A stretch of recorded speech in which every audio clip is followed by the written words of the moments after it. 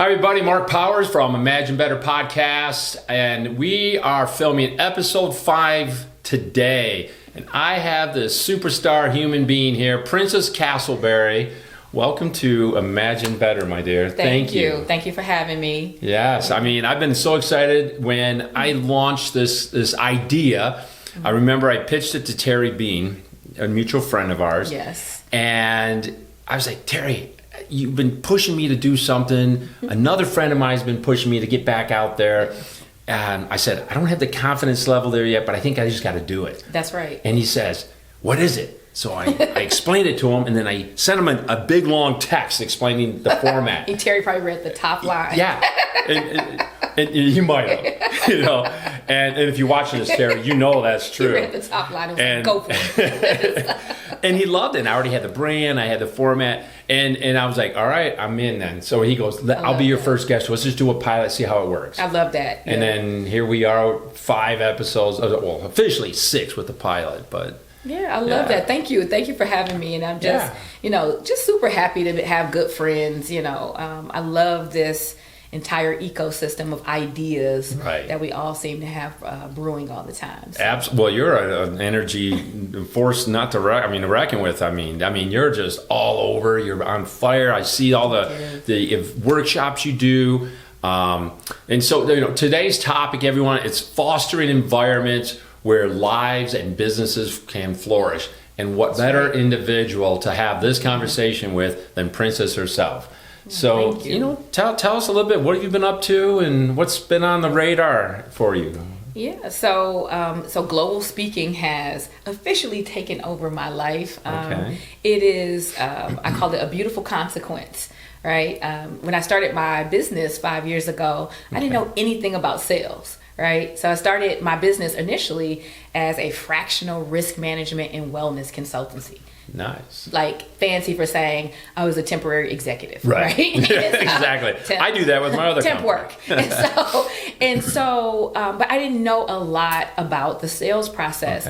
But what I did know is that I love to talk. I love to teach and share great ideas so that if I could get myself on stage, that would be like doing 100 business development calls at once. And so I sought out to, get myself on stage, which maybe we'll talk about that a little bit about how I landed there. Since you brought Terry up and those guys.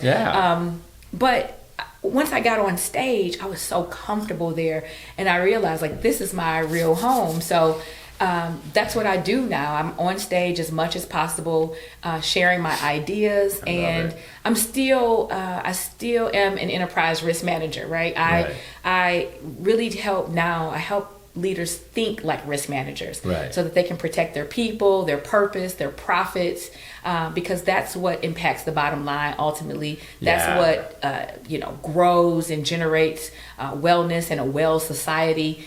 Is just leaders understanding that they need to think more across the systems of a company. Right, and it's interesting because you have a very unique approach to all this. I mean, it's almost like, honestly, I've never seen anyone ever approach it like this. Maybe they are now, but the way that you mixed risk and wealth and wealth and wellness, and just how you integrate the culture, the people, because the people are the important component. That's it. If they have a good mindset, they're feeling healthy, their wellness is dialed in, their productivity is going to be out, through the roof. Yeah, you just really said it. You really said it. I mean, when you think about what risk is, right? A risk is just the possibility of harm or loss to something of value. The opposite side of that coin is opportunity. So risk managers are constantly looking for challenges across an enterprise and then looking for opportunities that we could be missing because our systems are not in place. So they're always looking to make improvements across an entire organization, and the entire function of risk management in and of itself begs for inclusion, begs for new ideas, begs for people to think way outside of their own comfort zone and box about what is possible. So I love that because in that same way, then it begs for creativity. The mind has to really wander. And that's just how, that's how I was as a kid. And so I fit really naturally into that profession. But, I've always seen even before the pandemic, I've always seen wellness and human behavior as the underlying factor of whether or not a company was going to manage its risk properly. Right. You know, because everything comes down to, you know, we've made all these, you know, we've done all this analytical research and we've created these policies and solutions. Well, it's still left up to the humans to like do the right thing and do the things. And so I was like, oh, it's really just how well people are, how well they understand or agree with these ideas, and whether or not they're actually going to take action. So I just sought out to make risk management as actionable as possible, while ensuring that the people were well. So that's how my brain works. That's how it all comes together for me. I love it. So if you guys have any ideas or thoughts, or there's a scenario in your work environment that aligns to today's conversation, whether it's a personal thing that you're dealing with in life and it's struggling, you're struggling with it and it's carrying into your professional life, or vice versa, drop some comments and I'll get Princess to respond back to you guys.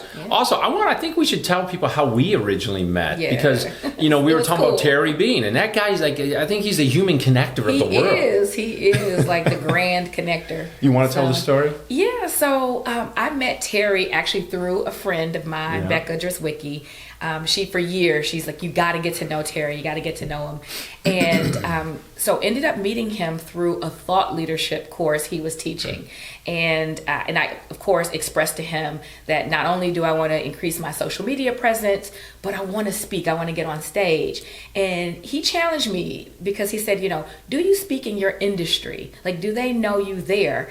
And I said, well, maybe not, And so I was already published in my industry, but I wasn't on stage. And so he encouraged me to apply for a couple conferences, did that. And I think that got his attention because I applied and got it. And so he was hosting a speaker showcase called the Life Better series. Right. And he invited me to speak at the showcase. And I was like, yeah, I want to do it. And you were there, Jake Brown was there, everybody was there, Charlie Wahlberg, so Sean Lee, who will be coming up on the show here soon. I love Sean Lee, and all those guys were there, and I said, oh, this is a wonderful opportunity, to just get on stage, and that's what I did. I actually got on stage at the showcase, and after that was invited to speak at TEDx Detroit. So. And by the way, that showcase was Princess's first time on stage. Very first time. And I hated the fact that I had to go in front of her, because I was also invited to speak, which I'm not a good speaker on stage. I'm trying to get there.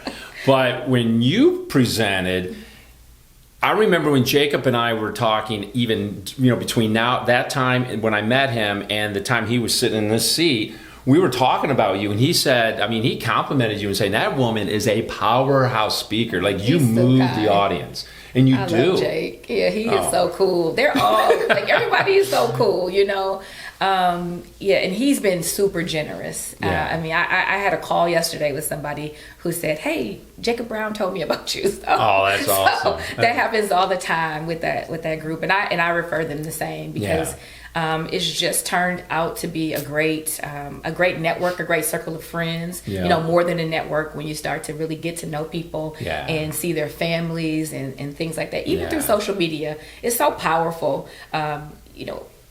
Ironically, I'm seldom in the room with those guys, right, all together, but through social media and through the constant interaction and posting, and knowing that those guys like post for themselves, like it's not a robot behind the scenes, they're interacting with people, so you feel like you're talking to them, and you are. Yeah, and it's I've been making a conscious effort to do that more, because we get so caught up in our day-to-day grind of life. That's and running our companies, where you have to sit there and go, oh, I need some social media time to do some responses, emails, text messages.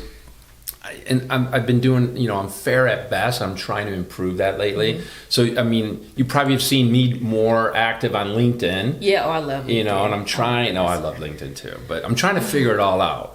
But, it's fun when, even though we can't get together with somebody all the time, but to your point, through social media. And that was another thing when I was thinking about the format for this show, and I looked at so many other podcasts, and I was like, well, I could just do the Zoom thing, but I was like, no, I want that energy. Yeah, I love this. I love that it's in person. See, we're really here, guys. See, we're there. See that? Not a split screen. She's sitting right here, and you know, and plus, I wanted you to own the brand experience. That's right. And really get something special out there to help other people who in need, whatever that is. You know, if they're going through some form of trauma, they're trying to go through a life change. You know, a full transformation. These are words loosely thrown around these days, right? And it's very difficult. And I've been kind of opening up and telling my story a little bit, but I too am still going through a struggle in life. But for the last year, I've been going to therapy. I go every Tuesday, and I love it. I'll never stop going because it's changed who I am. That is risk management. Yeah. You know, the whole nature of risk management and thinking like a risk manager in your personal life and your business life is to be proactive, to think about not just how something impacts you, but now you're thinking across the enterprise. And that enterprise includes your family, your community, everything that you serve, and then your business, right? Yeah. And so when you think across an enterprise and you're, you know, living in some of the challenges, and then there's some unknown challenges because we don't know what the next day is going to bring us, but there's a heck of a lot of opportunity. That is thinking like a risk manager, right? Yes. Thinking through and trying to identify and weigh out options, come up with solutions, and just live them out and try again. That is literally the process. I love it. So that's why I'm in love with this you can tell you have so much joy for it. I mean, you're just a very passionate, energized, motivated, inspiring individual. Thank you. You're welcome. And you know, I follow you across all your socials. I mean, on the way into the studio today, I was at your YouTube channel and just trying to say, okay, catching up on a few videos that you've done, and I mean, I love that, and your presence on stage is great. Thank you. You're welcome. And I think, you know, that's what intrigues me is when I started this show and I reached out to the group that's my lineup right now, and a lot of them all stem from that day at Imagine Theater. Yes. And now we're on Imagine Better. Yes. Exactly. And it's been a great community of friendship, and through this show I'm learning more about you as a friend, because, you know, we're busy. I don't get to go and say, hey, Princess, you want to go grab some lunch, you know? Yeah, sometimes that's hard. That's hard to get out, but you know, I spend a lot of time with people just thinking through those challenges, but trying to look at wellness and risk in a really practical way. So I kind of boiled it down to a couple of topics. That one of them that people trivialize a bit too much is talking about burnout, right? So I talk about burnout a lot, but people say, oh, I'm burnt out, I'm experiencing burnout. And they don't really know what it is. Right. And so I take on things that sort of upset me, and like I was incensed about it, about how people were trivializing it. And I said, no, I really want to explain to people what this is, what it does inside of the brain and body, and how it impacts life and business. And so I took up that mantle, and then I started thinking through what are some of the other very common competencies and skills that really impact people's mental health and the bottom line. And so then I started thinking about how people make decisions, how we make decisions, all those processes, how we identify and manage our triggers. And then that fourth one, that's huge. And we love to just bucket it under self-awareness, and it doesn't go deep enough. That was, you know, when you look at a lot of leadership programs and coaching models, they say, oh, let's just raise self-awareness. To what end and how, right? I like to really get into helping people recognize what their triggers are, because then they can have very intelligent conversations with a therapist, with a coach, with another type of practitioner to get to the root cause of what's really bothering them and causing them to show up. And maybe even when they are progressing through their career, they have the confidence now to recognize their skill, their experience, and don't wait around for the job promotion. Say, hey, boss man, boss lady. And actually speak up for themselves. Yeah. And another, the fourth area that I love to focus on kind of lends itself to what you just said, is that I like to help people focus on conflict reconciliation. And I'm making the distinction on purpose between resolution and reconciliation, because when you resolve conflict, you bring the issue at hand to a close, or the issues at hand to a close. But when you reconcile, you restore the relationship after, and that means that we can continue to grow together. And people can resolve things. Some people resolve things very quickly. Yeah. Not necessarily in the right way, but it gets resolved. It's done. Conversation's over. But we might not be reconciled. And so another thing I teach leaders is how to approach conflict in a really, really different way. Because when you ask most people what their thoughts are on conflict, give me 3 words. Right. Those 3 words, 9 times out of 10 are going to be 3 negative emotions, feelings, and things like that. And so then I like to ask people that, do you have a family? Yes. Right. So you got parents, siblings, children, you got pets, you have business partners, colleagues. Have you ever had any conflicts with them? I'm sure. I know I have. Yeah. Do you think you're going to have more? Do you think you're going to have more? I'm sure. Yes. Okay. I am definitely sure about that. So 2 yeses so far. And are these people or pets the most important people in your life? Yes. So you're telling me that you're going to have 100% guaranteed you've already had and will continue to have conflicts with the most important people and pets in your life, and you want me to believe that experience is supposed to be negative. Good point. Yeah. Yeah. So once we blow that up, then we can have a real conversation about how we should approach conflict, how it can be used in life, in business, to create really beautiful things.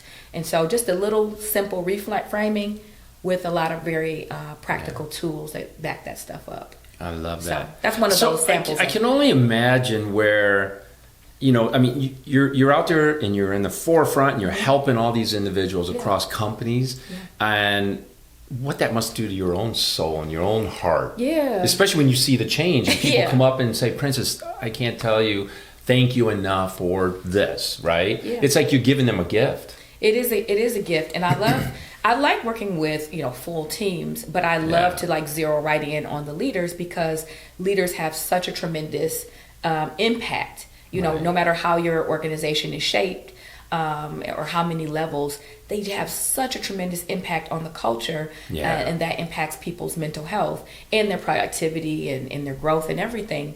And so I like to really focus on CEOs and other leaders to help them get whole. One thing that came up, I was in a discussion about diversity, equity, and inclusion. Okay. And how I had one side of people saying, why do we need that? Haven't we done enough? And another group saying, the work is never done and we have all these things to do. And so I said, this could be popular or unpopular, depending on who you ask. But I said, if we actually focused on helping more leaders get whole, happy, and complete with themselves, and they just showed up in a more mature, decisive, inclusive way, if they just showed up without getting to know anything about me as a Black woman on a personal level, you're never going to understand my lived experiences. You can't. But if you showed up as a whole, happy, healthy, healed, complete self of yourself, guess what? I would include myself. Yeah. I would make it really easy for you to get to know me and explore my talent if you are better for yourself, not for me. Right. And not trying to empathize your way into the experiences of a Black woman. It's impossible. Right. No, yeah. Or vice versa. It's just impossible. And so, but the more whole and healed I show up, the more I take care of my well-being, the more I invest my gifts and talents into my life and just show up that way, you will feel the energy. Absolutely. You will feel, and it feels electric. You want to connect with it. And then you want to share your ideas. Yeah. So it opens you up without me having to put forth a lot of effort. Well, what's interesting is when I first met Princess, obviously it was at this, we both got invited to speak at this a little engagement that was going on. And the interesting part was, you shared a little bit about your story. and your mom. I mean, your upbringing yes, a little. my mom, my grandmother. And obviously a very proud Detroiter. Yes. And so this right here, I love it. And I love that. I love the transition from where you were as a child and how you just kind of got to where you're at today. I mean, that must not have. It probably wasn't an easy thing. It was just milestones. It's just milestones. You know what? And then the thing I don't take for granted is that it's not easy for anybody, right? No. Like, it's a miracle that you get from, you know, the house you grew up in, if you grew up in a house, Right. the situation you grew up in, the family, and that you navigate all these obstacles day in and day out, and you get to a situation that's even remotely like what you imagine for yourself. And life is even better if it ends up more grand and more beautiful than you imagine for yourself. Right. But it is hard. And there are some circumstances that make it harder. You know, I was born to teenage parents. You know, that's hard because, you know, teenagers don't have the most money, right? Yeah. They don't have the most money. But my mother once my mother became a mom, she was a mom at 16. Yeah. I was born just 3 months after her 16th birthday. Wow. And so she had a tremendous amount of responsibility, but she gave me the most incredible gift, which is my mother grew up really fast so I could grow up really slow.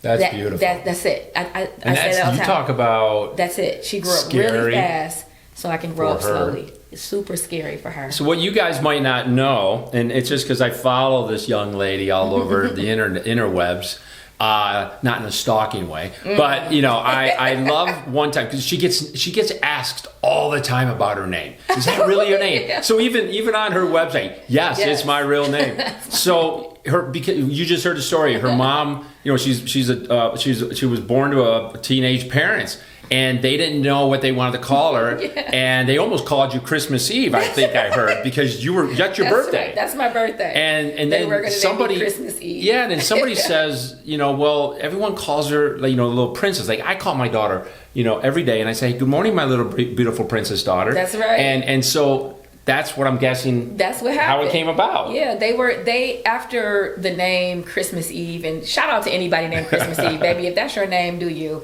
But after that was rejected, they came up with a host of names, and a friend pointed out to them, another teenager, said, you know, those are all names of like British princesses. Right. And everybody calls their little girl princess. Just call her princess. Like, that would be so awesome. And, you know, teenagers, let's do it. And so, it doesn't, you know, help that my dad is like a rock star. So, he's a rock star guitar player. So that was like, probably like right up his alley, like, call her something cool like princess.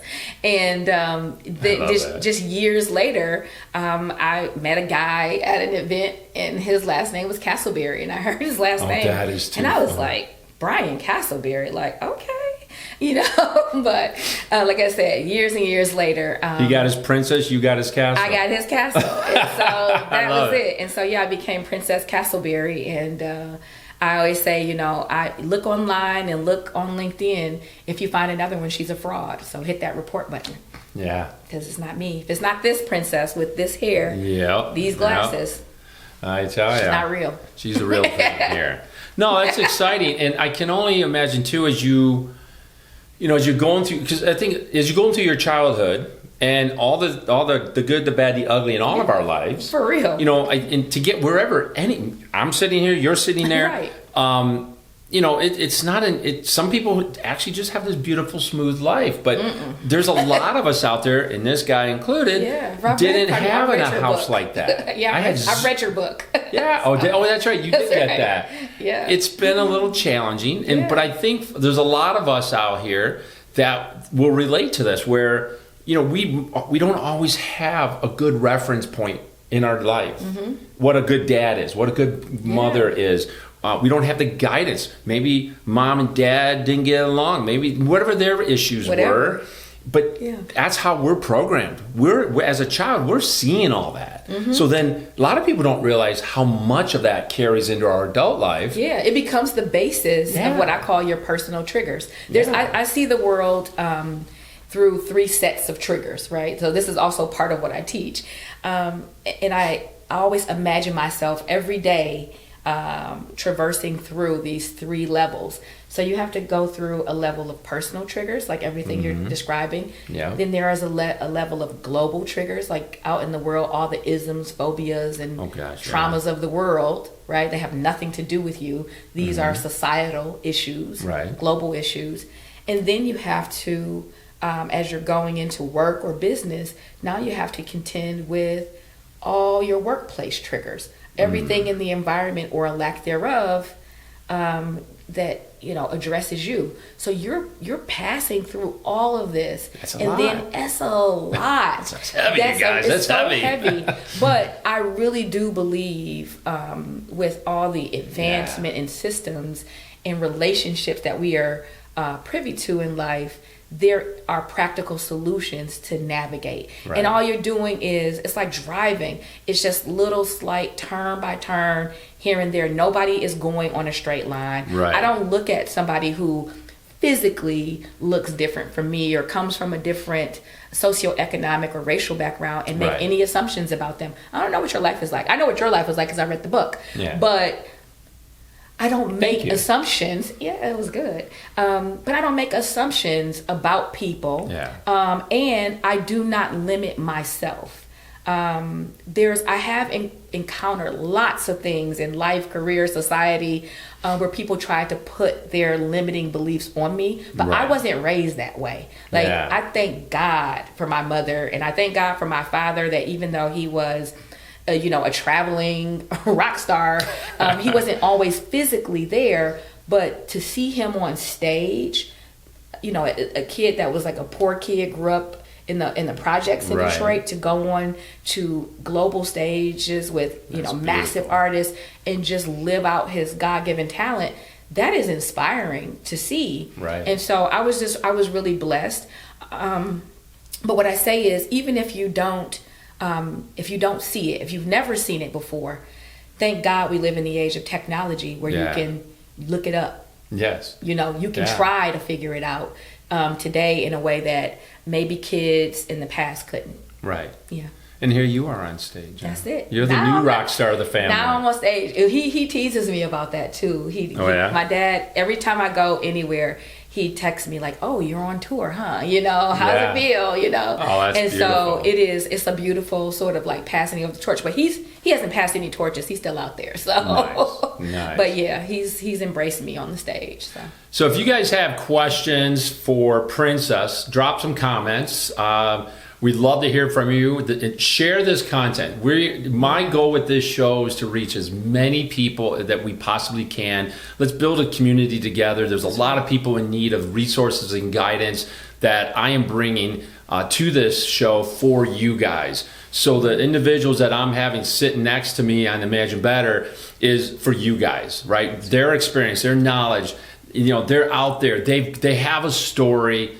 And they've gone through the challenge, and they're still growing. It's a never-ending thing. It doesn't end. That's the joy and the excitement of it. Every day is different. I'm nervous as hell, like every other day, because I'm nervous every day because some other opportunity comes up. Like I try to, and I say every other day because I try to take a day in between to work on things and enjoy where I am. But then the next day, somebody says, "Hey, did you think about this?" And I'm like, damn. I don't know what I'm doing. No, I did not. No, I didn't. But that's what keeps it exciting. And just knowing that I don't have to figure it out by myself. I can call my friends. That's it. That's what life is about. That's awesome. So, you guys, episode 5, we're just going to keep stacking these bad boys up. Follow us on YouTube. It's Imagine Better Show.